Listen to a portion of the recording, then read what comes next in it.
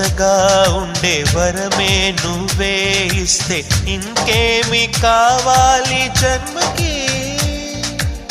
మచ్చలేని చంద్రుడిని మాట రాక చూస్తున్నా, వరస కాని బంధుని చొరవ చేసి అంటున్నా, ఇంకెప్పుడు ఒంటరినని అనరాదని, నీకు సొంతం అంటే నేనేనని. కొమ్మ కొమ్మ విన్నావమ్మ కోయిల వస్తుంది, వస్తూ వస్తూ తనతో వెన్నెల వెలుగులు తెస్తుంది.